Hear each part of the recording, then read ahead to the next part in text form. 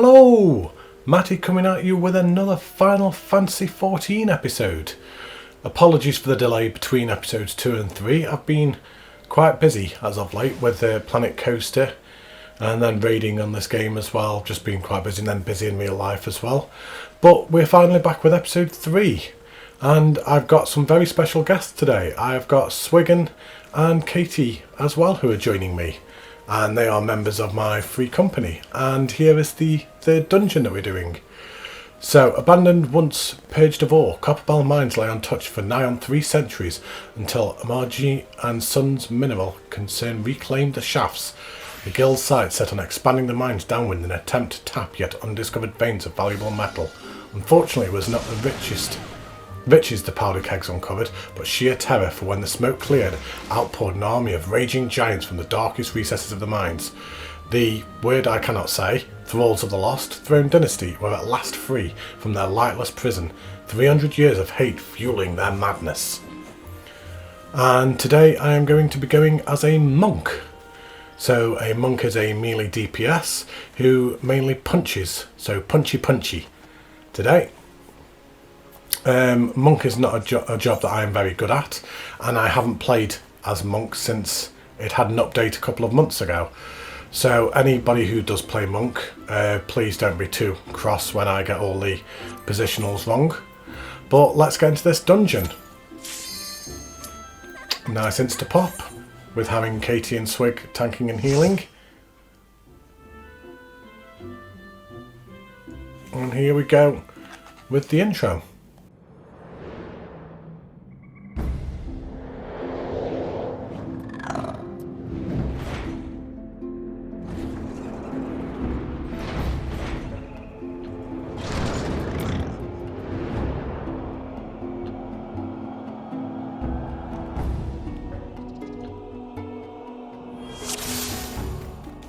So for this dungeon, Katie is going to be tanking as a paladin, and Swiggin is going to be healing as a white mage.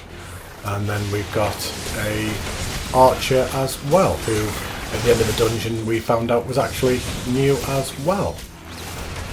But here we are, just clearing out the first mob. Again, these earlier dungeons in the game are a little bit on the lackluster side, very few skills to use. I don't think I even realised till we're about halfway through the dungeon that I didn't even have my monk stance on that I was supposed to. That's how good a monk I am. But I'm not a big fan of this dungeon. The earlier dungeons in the game I'm not particularly fond of. They are a bit boring, they're quite dull. As I said in the first episode, they can be quite plain and boring looking. It's when you start getting later in the game and they start really kind of like spanning out and expanding, and they get really bright and colourful, and there's some beautiful dungeons later in the game. But the idea of the monk is to get in close and punchy punch, and a monk will have various different positions. So you'll have like kind of the rear where you're better attacking from the rear, and then the flank, which is the side. Then you've got certain moves that you're supposed to use in certain places. I don't know which they are, I can't remember. Monk is not a job I play very often. I got it to level 80 and that was pretty much it. That was all I did.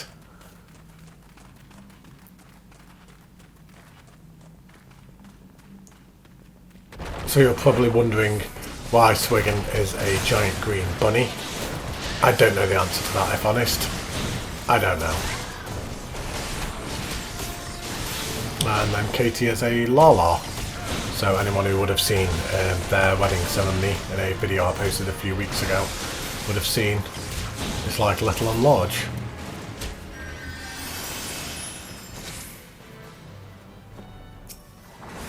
So whilst we were doing this dungeon, I was actually in Discord voice chat with Katie and Swig as I went.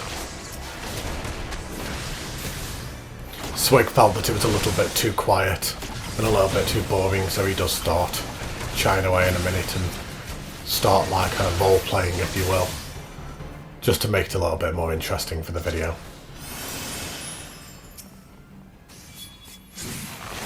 And Swig and Katie very kindly as well offered to do a couple of dungeons as well for the series. So like this night that we did this, we managed to get episodes 3, 4 and 5 dungeons all done all in one night. So lots of editing for me to do, but gives me a couple of weeks worth of content coming up for you guys. So I have now turned on my monk stance that I was supposed to have on. I think it increases speed or damage, I can't remember, if honest.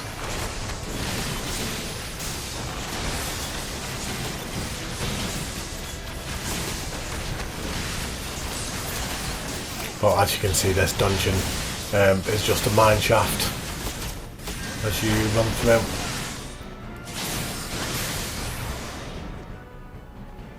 Quite a dull, plain looking dungeon, to be honest. There's not really much to look at.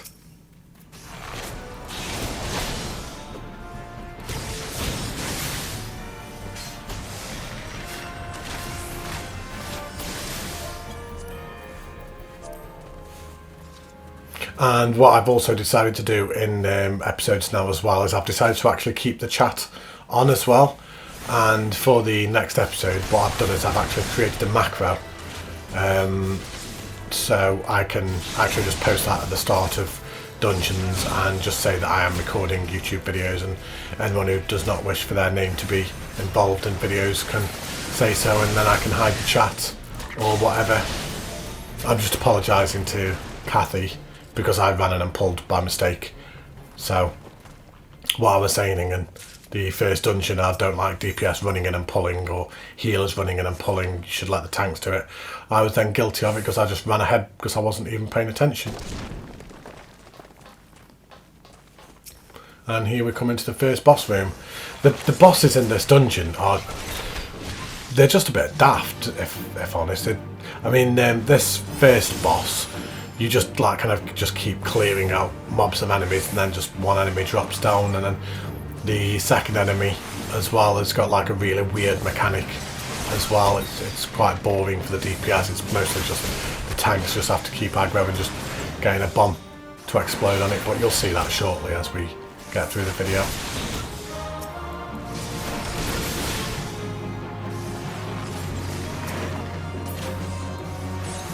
I mean, in these earlier dungeons as well, there's not really a lot for me to say either, to be honest. There's not really a lot going on. I can't exactly explain what it is I'm doing because I've got like 3 buttons or 4 buttons I can press, so it's hardly too exciting.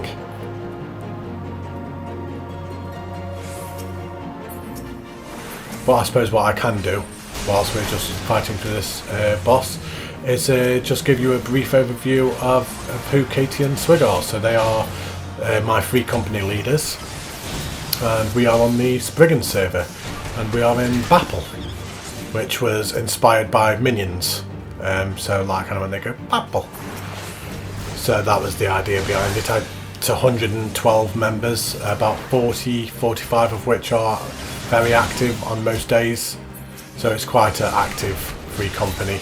Lots of fun, lots of laughs, and I am one of the I'm a personnel, so kind of like one of the officers kind of thing, one of like kind of the joint leaders. I kind of I help with the day-to-day running of the free company, and me and my wife actually left a free company on a separate server that we'd actually been running for 4 years, to actually come over to Spriggan and join Katie and Swig. I kind of met them randomly one night in a trial, became friends, and I ended up jumping over server back end of last year. I think it was about September, October of last year I came over, left the free company that I used to have and came over here. But as we carry on running through the dungeon, just clearing out these mobs, nothing too exciting. Punchy punchy. The dog is snoring yet again. Anyone who watches my videos will be familiar with the fact that my dog loves trying to sabotage my videos, whether that be chewing a bone right next to me or snoring right next to me. I've never known a dog snore like he does. He's got one of his eyes open as well. It's quite freaky looking, I'm not going to lie.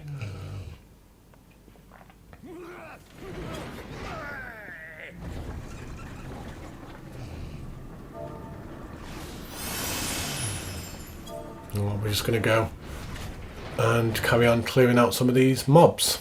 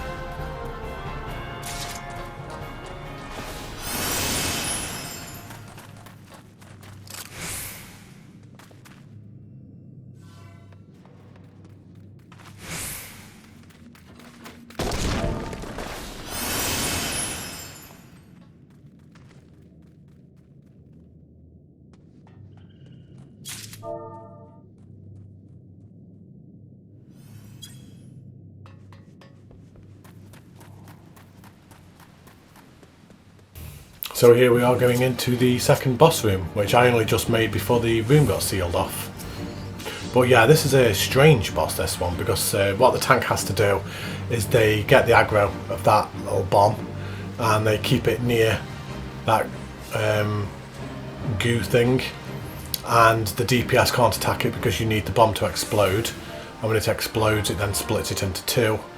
And I think the tank needs to do that 4 times, 5 times, and it keeps just kind of like splitting them every time. So 2 become 4, 4 become 8, 8 becomes 16, and then once they're all that kind of little is when the DPS then can then actually kill them, because they're invulnerable to everything except for bombs at the moment. So all the DPS has to do is basically just kill these ads that appear. But me, Katie and Swig are all mentors, and I don't think any of us actually realised that this little archer was new. So none of us actually told him what to do, but maybe it's an alternate character or something, because he appeared to actually know he knew not to kill the bomb. So whether he maybe watched a guide or maybe just an alternate character and he's just coming through and levelling up something else, I don't know.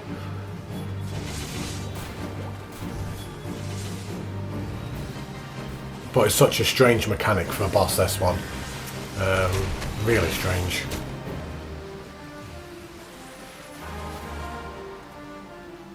Oh, Swig is just busy spamming emotes. There you go, it's when they become 8. So the bombs just exploded, turn them into 8, and then the DPS can kill them all.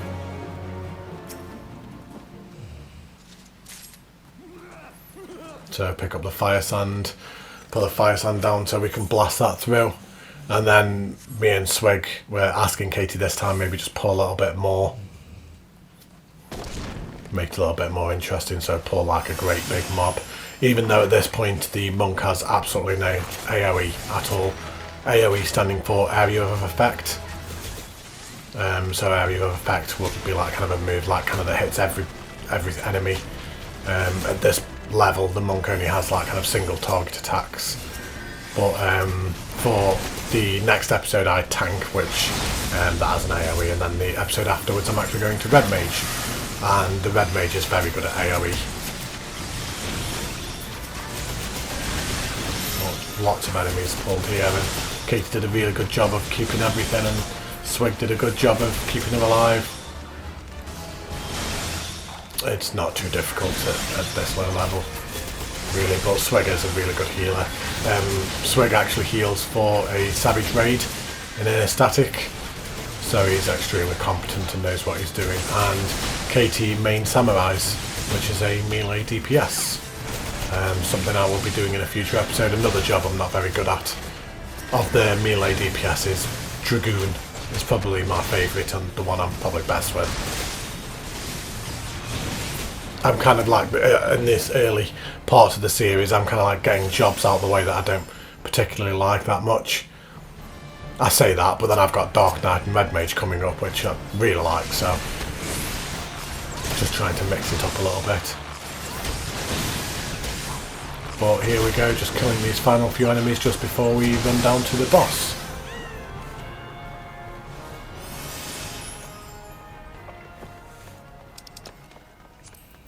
I'm going to pass on all the loot because I don't need any of that.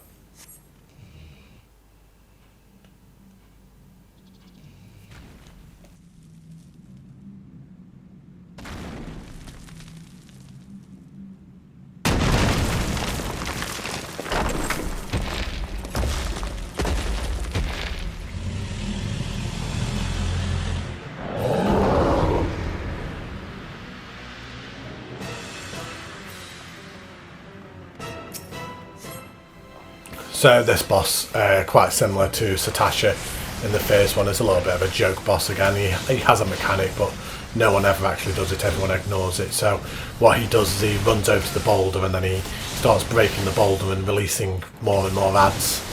But no one ever actually kills the ads, you can just nuke the boss. It's really easy. You don't even focus on the ads at all, so you literally just pummel the boss until he's dead. Because not enough ads come out to cause any kind of problems.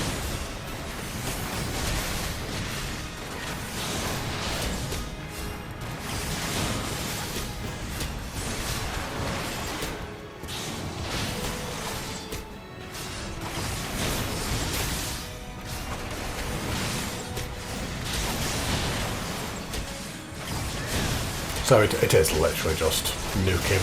That's all it is. I'm probably getting all these positionals wrong. Anybody who plays Monk has probably almost been crying watching me do this dungeon. I do apologise that I've butchered this job.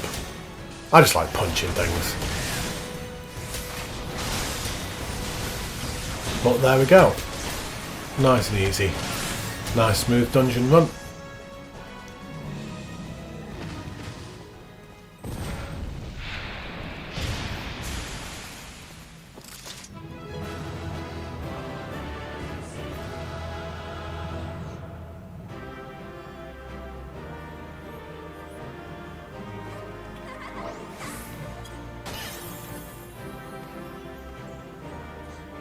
So there we go, that's episode 3, Dungeon 3 wrapped up.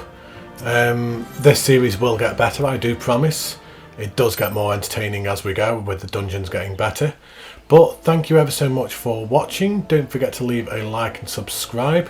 Thank you to Swig and Katie for helping and joining this episode.